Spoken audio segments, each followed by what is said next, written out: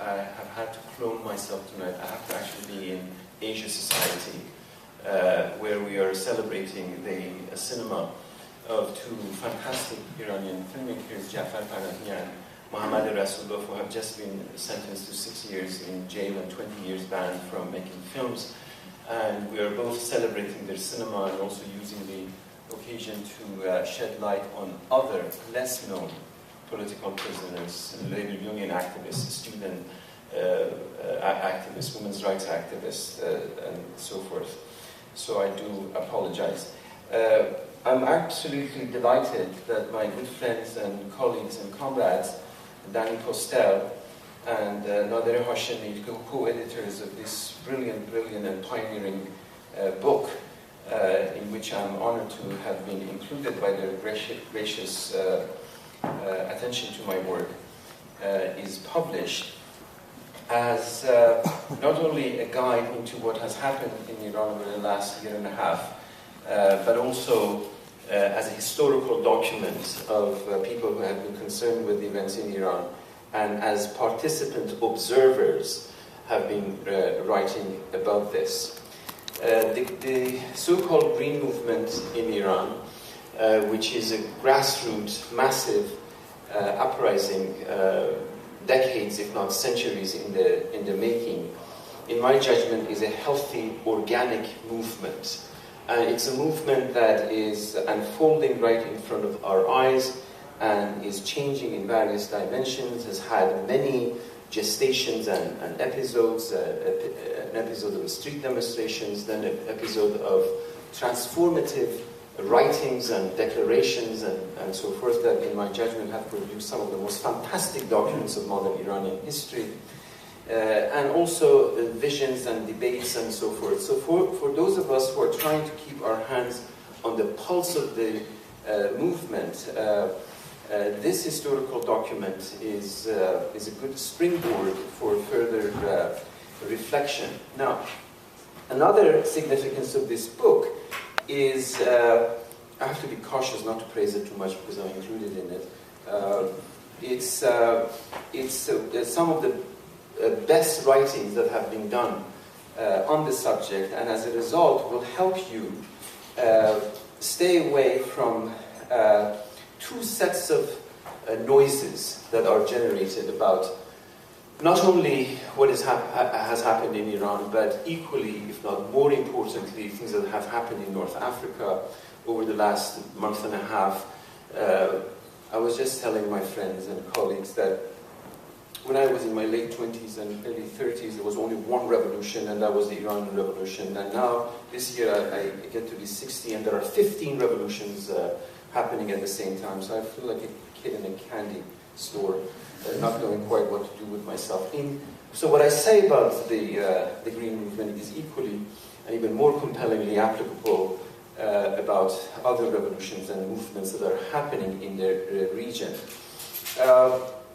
And that is the concerted effort to assimilate what is happening backward into our standard categories, concepts, understandings, whereas I'm absolutely convinced that what we're witnessing is of world historical magnitude, and because we're right in the middle of it, we still don't know the proper metaphors, the proper allegories. People compare it to Tiananmen Square, people compare it to falling of the Berlin Wall, people are comparing it to the revolutionary movements of 1848, which are sort of attempts to sort of the proverbial blinds in a dark room with an elephant trying to figure out what exactly it is. But that it is of a historical magnitude, in my judgment, there is no question. And events such as the obscenity of President Obama vetoing the Security Council resolution draft text of preventing the further armed robbery of Palestine, or the sending of two dilapidated, useless ships through the Suez Canal by the Islamic Republic, or taking advantage of in Israel there is a Ministry of Distraction, and as soon as there is some historical event somewhere happening, they start grabbing more lands. That these are attempts to distract from what is happening around us. Now, specifically about Iran, I would like to draw your attention to these sets of writings by people who are, by no stretch of imagination, all knowing or they agree what has happened, but those who write cautiously, and they write from a depth of historical knowledge and academic and scholarly commitment to judicious writing that is exemplary.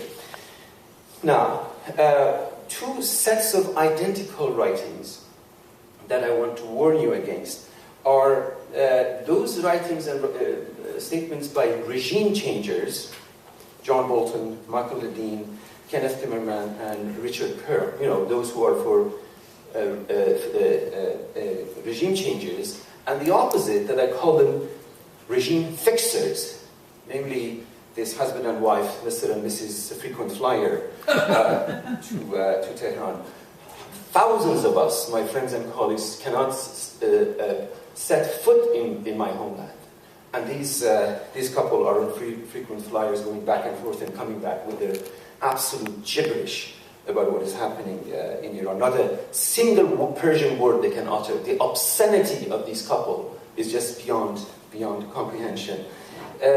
So whether you're a regime changer or you're a regime fixer, what they are doing, they're distracting from a systematic and concerted effort to try to come to grips with the reality of what is happening. And that's no easy task. The fundamental fact is that three huge movements that predate the Green Movement, labor union, labor movement, student movement, and the women's rights movement, are at the roots of economic malfunction, social alienation, and cultural transformation that we're witnessing in Iran. And our attempt is to try to see in what particular way Green Movement is a political manifestation of it.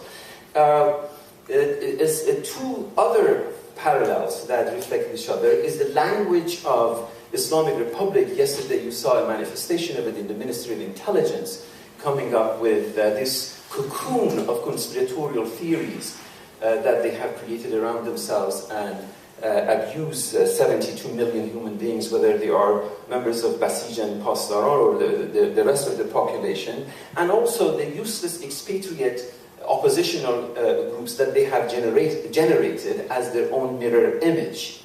In other words, Islamic Republic over the last 30 years has created enemies that look exactly like them. In language, in discourse, in aspirations, and so forth. Whereas the healthy body of what our children in Iran have called the Green Movement is the harbinger of an entirely different phenomenon, and it is imperative for us to try to keep our eyes on the ball and try to understand it. And of course our understanding changes because the movement changes. Since February 14th has absolutely nothing to do with beautiful day of Valentine, because it's on Persian calendar. The movement has entered a third phase. A third phase that in my judgment is a more radical phase, but radical phase doesn't necessarily mean blind violence. Radical phase means the demand have become more radical, and perhaps we're witnessing the beginning of an interchange, a necessary interaction between the Green Movement and those three social movements. So what I would like to say is that currently, a year and a half after the commencement of the Green Movement, particular attention is being paid to something called the Charter of the Green Movement, drafted by Mr. Mousavi and co-signed by Mr. Karoubi. And there are lots of debates about this charter, because in effect it accepts the validity of the Constitution, and there are many Iranians who don't accept the totality of this Constitution, certainly don't agree with the item of the Velayat Faqih, the supreme authority of the supreme ruler. Nevertheless, in my judgment, in this document, the Charter of the Green Movement, we are beginning to see a narrative space of conversation on a massive national scale about the future of Iran, a democratic, peaceful, non-violent transition to democracy that I think is crucial for us. So,